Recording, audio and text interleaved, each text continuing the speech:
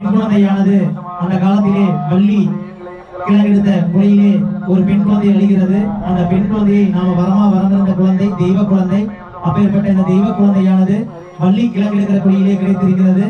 வள்ளி கிழங்கெடுத்த குழியிலே கிடைத்ததனால் வள்ளி என்று பெயரிட்டு இந்த பெண்ணை வளர்த்தலாம் என்று கூறுவதாக அடுத்த பாடல்.